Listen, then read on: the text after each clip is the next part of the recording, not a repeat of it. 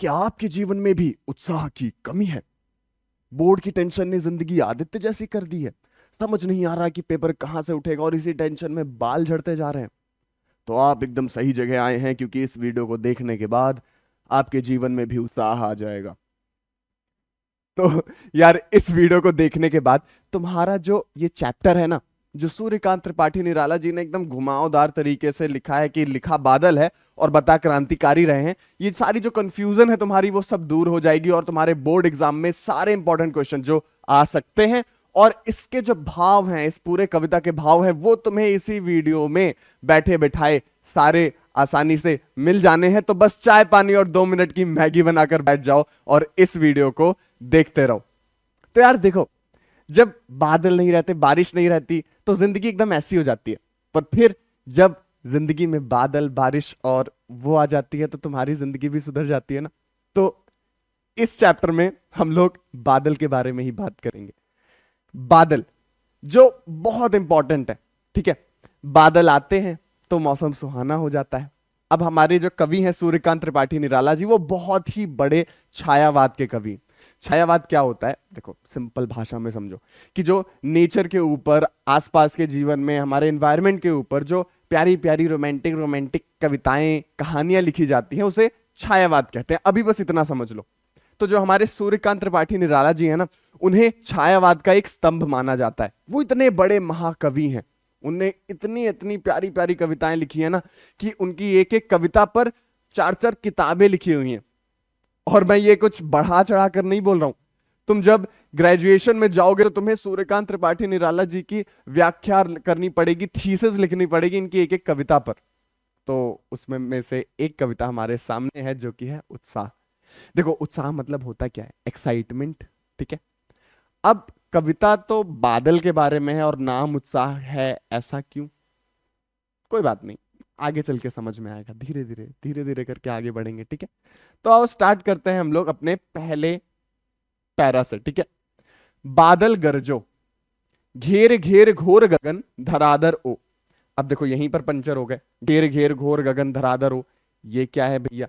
तो देखो, बादल गरजो इतना समझ में आ गया ना, चिल रिलैक्स, ज्यादा दिक्कत नहीं है हमें। बादल गरजो समझ में आ गया कि कवि बादल से गरजने को कह रहे हैं।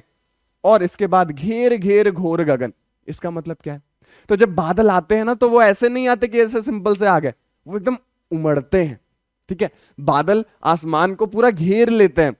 जो हमारे गगन को है वो बहुत घोर, घोर मतलब गंभीर, गंभीर तरीके से घेर लेते हैं। धराधर ओ। अब धराधर मतलब क्या होता है? धरा मतलब होता है पानी, और धराधर मतलब पानी को धारण करने वाला। तो पानी को धारण कौन करता है? बादल करते हैं। तो कवि कह रहे हैं, ओ यहां पर है बताने के लिए कि भाई ओ, तुम कहते हो ना ए रवि इधर आओ, तो वैसे ही धराधर ओ, बादल को बुलाने के लिए, बादल को संबोधित कर रहे हैं हमारे कवि और कह रहे हैं, ओ धराधर, ओ बादल आओ और हमारे इस गगन को एकदम घोर तरीके से घेर लो। और फिर क्या कहते हैं? वो बताते हैं कि बादल कैसे होते हैं। क्या कहते हैं वो? ललित ललित काले घुंघराले। ललित ललित मतलब प्यारे प्यारे, काले घुंघराले, जैसे बच्चों के बाल होते हैं ना, काले घुंघराले से कवि कहते हैं कि भाई बच्चों के बाल जैसे हैं बादल, काले काले घुंघराले और प्यारे प्यारे बादल, ठीक है। जैसे यहां पर तुम्हें दिख रहा है ना बच्चे का बाल, वैसे ही तुम्हें बादल भी दिखते हैं। ललित ललित काले घुंघराले, बाल कल्पना कैसे पाले। अब कवि कहते हैं कि बच्चों के बाल ही जैसे सिर्फ बादल नहीं दिखते, बल्कि बच्चों की कल्पना जैसे भी होते हैं बादल। अब ये क्या है? अब देखो, एग्जाम में ये वाली तुम्हें 2 लाइन दे दी जाएगी और तुम्हें एक्सप्लेन करने के लिए कहा जा सकता है, ठीक है, कि बताओ इससे कवि क्या कहना चाह रहे हैं। जो तुम्हारे नए टाइप के क्वेश्चन है ना, high order thinking question, hot question, वो यहीं से बनेंगे। और तुम यही सोच छोड़ के जा रहे हो भाई। तुम्हें समझ में आना चाहिए कि जो एग्जाम में तुम्हारे क्वेश्चन आएंगे वो ऐसे नहीं होंगे जो तुमने कहीं सैंपल पेपर में बना रखे हैं या फिर कहीं तुम्हें जो प्रीवियस क्वेश्चन है उसमें मिल रखा है। इस बार तुम्हारे बोर्ड एग्जाम में ऐसे क्वेश्चन आएंगे जिसमें अगर तुमने इस चैप्टर को अच्छे से नहीं समझा है, उसके भाव नहीं समझे, तो नहीं बना पाओगे। तो प्लीज ध्यान से देखो, उसके ख्यालों में मत खो, ठीक है। तो ललित ललित काले घुंघराले, इतना समझ में आ गया। बाल कल्पना कैसे पाले। देखो, जब हम लोग सोचते हैं ना, अगर कोई सोच रहा हो तो उसके सामने ऐसे बादल बना दिया जाता है कि क्लाउड बना दिया जाता है कि हाँ वो कुछ सोच रहा है, इमोजी देखते हो ना, वैसे ही। तो यहां पर कवि कहते हैं कि ये जो बच्चों की कल्पना होती है ना, वो भी बहुत प्यारी प्यारी होती है। कभी उन्हें ट्रेन चाहिए, कभी उन्हें चांद चाहिए, कभी उन्हें सूरज चाहिए, कभी उन्हें तैरना है, कभी उन्हें उड़ना है। तो उनकी कल्पना तो एकदम खुली होती है और बहुत सुंदर होती है। इसके साथ साथ में जो बच्चों की कल्पना होती है ना, वो कभी एक सी नहीं रहती, बदलती रहती है। आज चांद चाहिए, कल तारे चाहिए, परसों पहाड़ पे जाना है, नरसों उड़ना है, ठीक है। तो उनकी जो कल्पना है वो बार बार बदलती रहती है और बहुत प्यारी प्यारी होती है। वैसे ही बादल भी तो होते हैं अपने, प्यारे प्यारे होते हैं और बदलते रहते हैं। टाइम लैप्स वाला वो जो तुम स्टोरी लगाते हो ना कि बादल ऐसे चाह रहे हैं, वो हमें क्या दिखाता है कि बादल एकदम प्यारे प्यारे तरीके से अपना शेप बदलते रहता है और हर शेप में वो प्यारे लगते हैं। तो यहां पर इन दो लाइनों से कवि ने क्या किया है, बच्चे के बाल से तुलना की है बादल की। ये तुमको अच्छे से बताना रहेगा अगर क्वेश्चन आ जाए तो। विद्युत छवि उर्मे कवि नवजीवन वाले, अब इसको प्यार से समझना, ठीक है। ये तुम्हारा इस सेकंड मोस्ट इंपॉर्टेंट लाइन है इस चैप्टर से। एक तो ये मिटता भी नहीं है ना, ठीक है। तो ये वाला जो लाइन है इसको ध्यान से समझने की कोशिश करना। विद्युत मतलब होता है क्या, बिजली। विद्युत छवि उर में, उर मतलब होता है दिल, ठीक है। तुम्हारे दिल में जैसे वो रहती है वैसे ही बादल के दिल में बिजलियां रहती हैं, ऐसा हमारे कवि कह रहे हैं। अब देखो छायावाद के कवि ना ऐसे बहकी बहकी बातें कर देते हैं कि कह दिए कि हाँ तुम्हारे लिए चांद तारे तोड़ लाऊंगा, लेकिन भाई साइंस गया तेल लेने। तो ऐसे ही जो हमारे कवि हैं वो कह रहे हैं कि भाई बादल के दिल में बिजलियां होती हैं। और इसके बाद कवि नवजीवन वाले कहते हैं कवि की जो हमारे बादल है ना वो भी कवि हैं। अब इसको समझने के लिए एक चीज करते हैं हम लोग कि सबसे पहले हम लोग दो पार्ट में इसको डिवाइड कर देते हैं, ठीक है। ये दो पार्ट, ये हो गया फर्स्ट पार्ट, ये हो गया सेकंड पार्ट। अब इससे क्या होगा तुम्हें पूरा समझ में आ जाएगा। निराला जी है ना अपने, वो ऐसे बच्चों के लिए तो कविताएं लिख नहीं रहे थे, वो अपने लिए काव्य के लिए अच्छी सी शैली में वो लिखते थे। तो उनका उड़क धुड़क तुमको कुछ शब्द मिल जाएगा, जैसे धराधर ओ, बादल नहीं लिखा धराधर लिख दिया, क्योंकि उनको तुम्हारे लिए तो कविता लिखनी नहीं थी। अब एनसीईआरटी वालों ने तुम्हारे सिलेबस में डाल दी तो तुम्हें पढ़ना पड़ेगा। तो यहां पर जो हमारी कविता है ना वो थोड़ी सी उड़क धुड़क हुई है। जैसे विद्युत छवि उर्मे कवि नवजीवन वाले, वज्र छिपा नूतन कविता फिर भर दो बादल गरजो। ये लाइन तो अच्छी है, शैली में है, बट इसे समझने के लिए क्या पढ़ो, विद्युत छवि उर्मे वज्र छिपा और कवि नवजीवन वाले नूतन कविता फिर भर दो बादल गरजो। अब समझ में आया कि वो कह रहे हैं कि जो तुम्हारे दिल है उसमें बिजलियां हैं और क्या छुपा है, वज्र। वज्र क्या होता है, इंद्र भगवान के अस्त्र का नाम होता है वज्र, ठीक है, जो बिजली और थंडर लाता है। आसान भाषा में थॉर, ठीक है।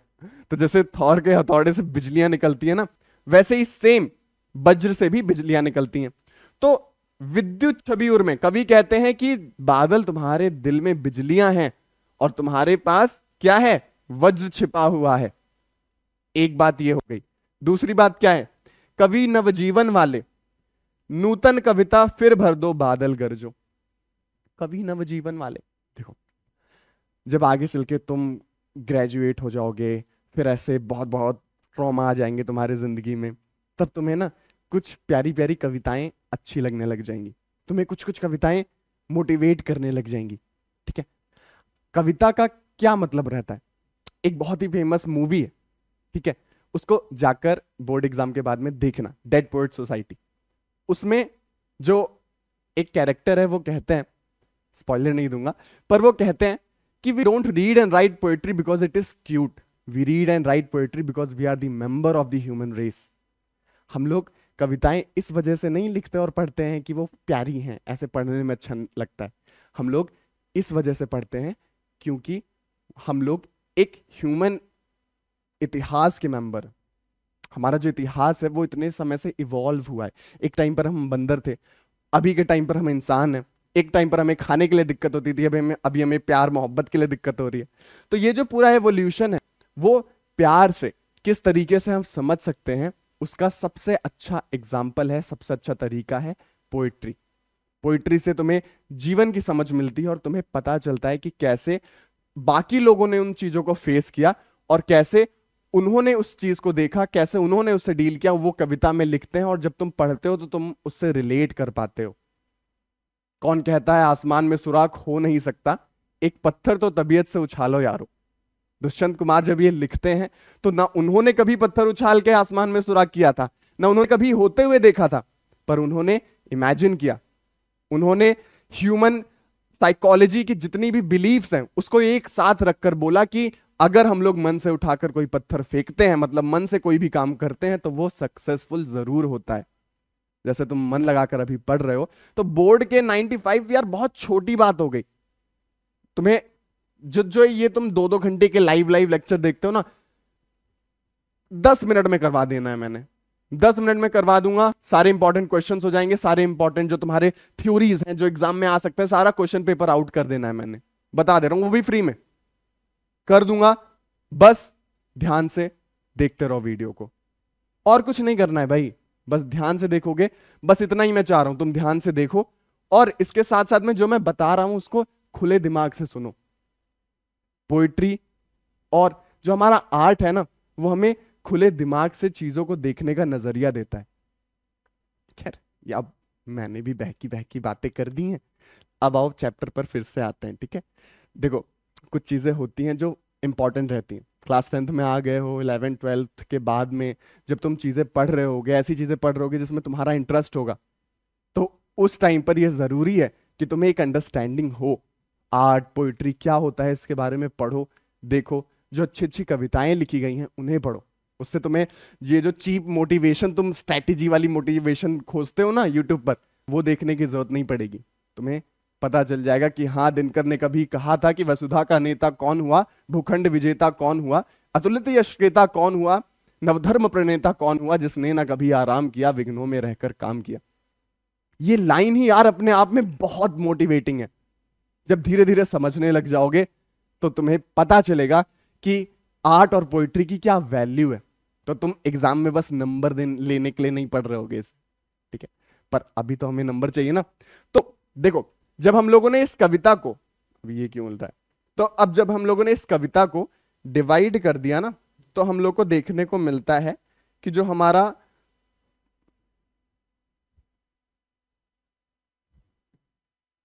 वाह भाई,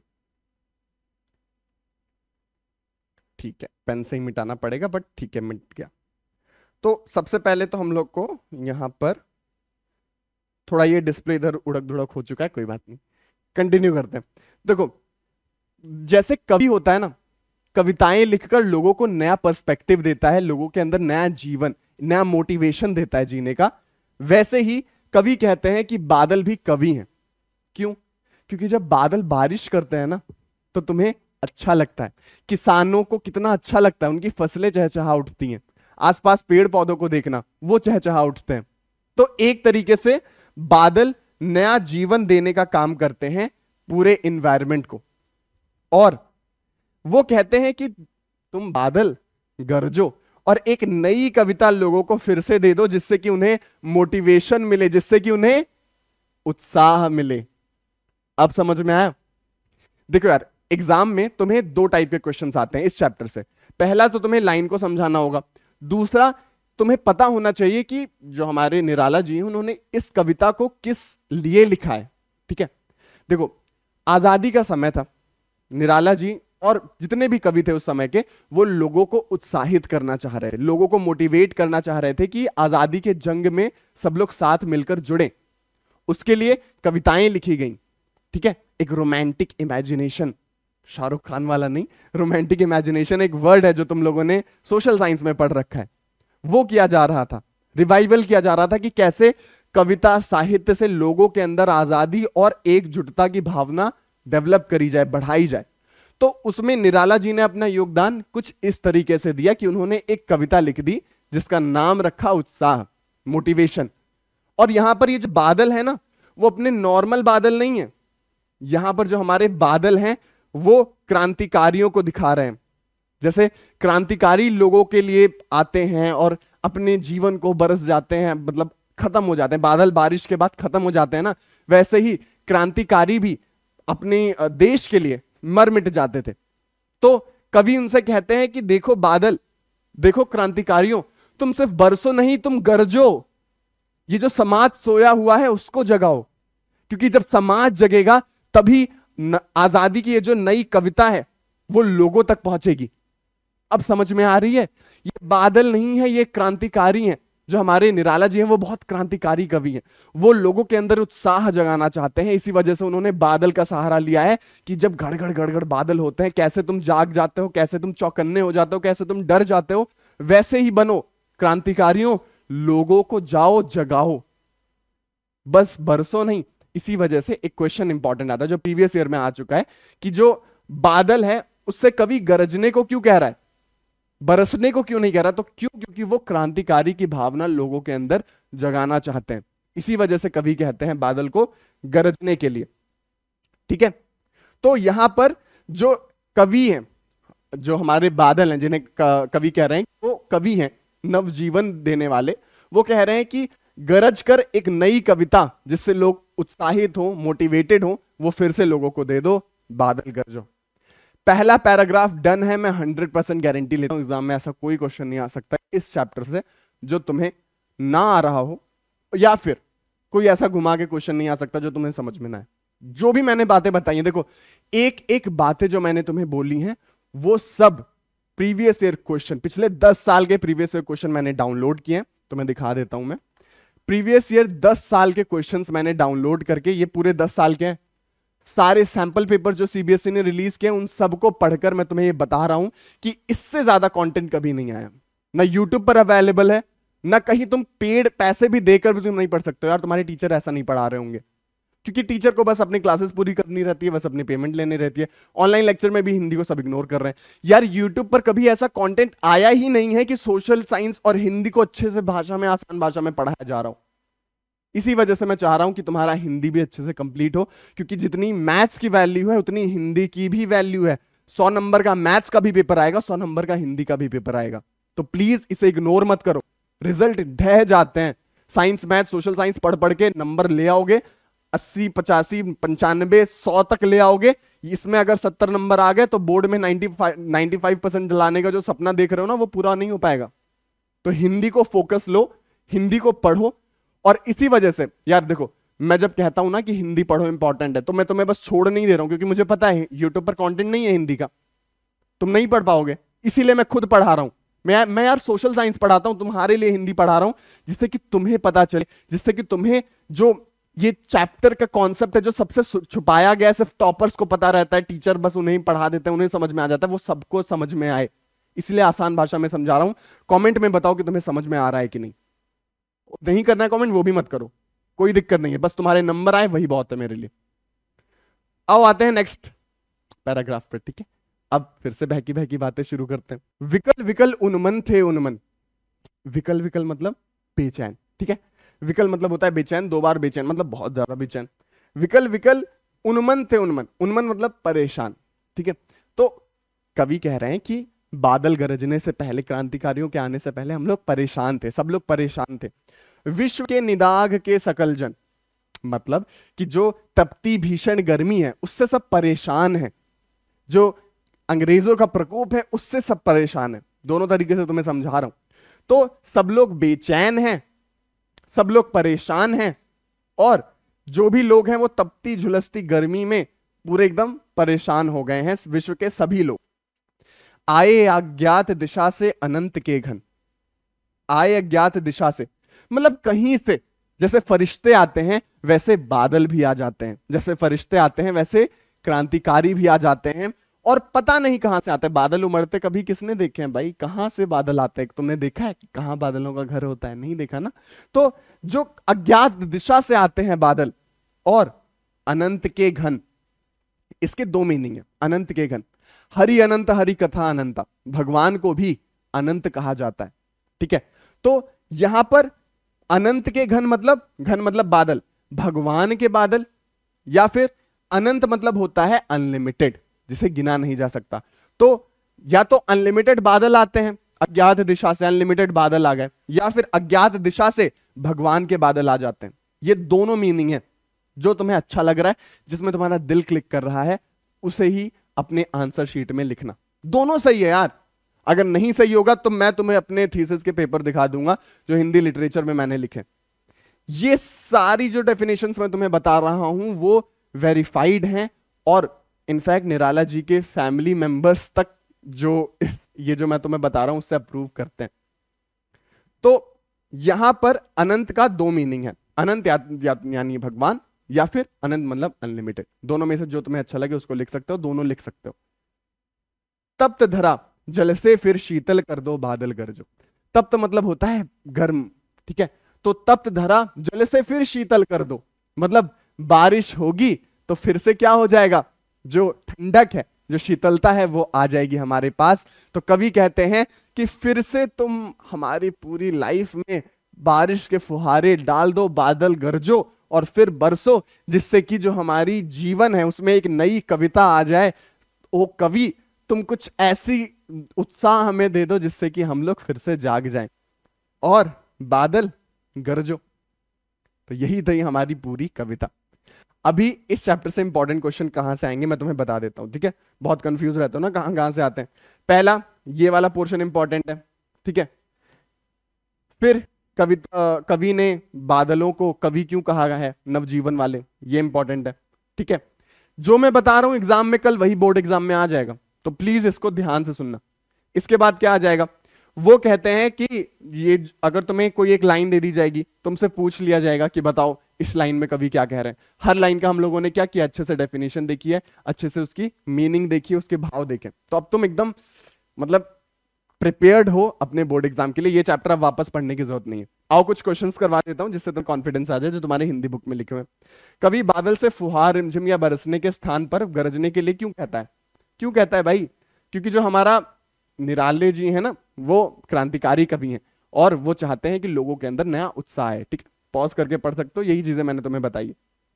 इसके बाद कविता का शीर्षक उत्साह क्यों रखा गया? वही है, अभी तक तुम्हें लग रहा था उत्साह बादल ये दोनों अलग अलग क्यों है, अब तुम्हें समझ में आ गया कि भाई बादल और उत्साह में क्या रिलेशन है, वो लिख सकते हो, ठीक है। पॉज करके एक बार पढ़ लो। शब्दों को ऐसा प्रयोग जिससे कविता के किसी एक खास भाव या दृश्य में ध्वन्यात्मक प्रभाव पैदा हो, नाद सौंदर्य कहलाता है। इस कविता में नाद सौंदर्य का कहां कहां इस्तेमाल किया गया है? तो वही ललित ललित काले घुंघराले, ठीक है। तो जो जो तुम्हारे वर्ड एक एक बार वापस आए हैं उन्हें ही तुम नाद सौंदर्य कह सकते हो। जैसे घेर घेर घोर गगन धराधर हो, ललित ललित काले घुंघराले, बाल कल्पना कैसे पाले, विकल विकल उन्मन थे उन्मन। ये सारे वर्ड्स तुम्हारे नाद सौंदर्य हो जाएंगे, क्योंकि एक ही ध्वनि को ये बार बार प्रोड्यूस कर रहे हैं, जिससे वर्ड्स की जो वैल्यू है वो बढ़ रही है। ग्रेट। अब इसी के साथ होता है हमारा चैप्टर प्यारे तरीके से कंप्लीट। शेयर नहीं करोगे तो वीडियोस कैसे आएंगी यार? तुम लोग पिछले 4 सालों से तुम लोग हर एग्जाम के सेशन के टाइम पर कमेंट करते हो कि अंडररेटेड अंडररेटेड अंडररेटेड, और इस चैनल को हम लोग छुपा के रखेंगे, अपने दोस्तों को नहीं बताएंगे। ये सब करते हो, इसी वजह से तुम्हें ज्यादा वीडियोस नहीं देखने को मिलती। सारे कंटेंट फ्री में देता हूं तुम्हें, शेयर भी नहीं करते हो यार। शेयर करो और सब्सक्राइब करो, जिससे कि ऐसे ही कंटेंट में और ला पाऊं, मुझे भी थोड़ा उत्साह मिले। और हिंदी का यार बेड़ा मैंने तुम्हारा उठा लिया, ठीक है। अब टेंशन लेने की कोई जरूरत नहीं है। रोज तुम्हें एक चैप्टर का 10 से 15 मिनट में प्यारा सा एक्सप्लेनेशन मिल जाएगा, चाहे वो गद्य हो पद्य हो, जो ग्रामर है तुम्हारा वो सब मैं क्लियर करवा दूंगा। बस रोज 10 से 15 मिनट मुझे दे दो, हिंदी पूरा अच्छे से कंप्लीट करवा दूंगा मैं। फिर पढ़ते रहना, मैथ साइंस सोशल साइंस सारी चीजें। इतना हिंदी को इग्नोर करते हो ना, मुझे पता है यार। सबसे ज्यादा रिग्रेट तुम्हें तभी होगा जब बोर्ड एग्जाम में तुम मैथ सोशल साइंस जैसे साल भर पढ़ रखे हो, साइंस उसमें तो अच्छा कर लोगे, हिंदी बेचारा आखिरी दिन में तुम्हें लटका देगा, क्योंकि हिंदी के लिए उतने दिन बचे नहीं है। तो अभी से रोज जो भी स्ट्रेटेजी फॉलो करते हो, जो भी वीडियो तुम देखते हो, मुझे उससे मतलब नहीं है। तुम्हारा सब्जेक्ट पूरा होना चाहिए, तुम्हारा सिलेबस पूरा होना चाहिए। जो भी तुमको जहां से भी देखना है देखो, लेकिन हिंदी के लिए यहां पे आ जाओ रोज और पढ़ो और कंप्लीट करो। बदले में कुछ नहीं ले रहा हूं तुमसे, बस अच्छे नंबर आ जाएंगे तो इसी वीडियो पे कमेंट करना कि हाँ जो आपने पढ़ाया था वही है। तो यार इसी के साथ इस वीडियो का करते हैं समापन। Thank you so much for watching. मिलते हैं नेक्स्ट वीडियो में।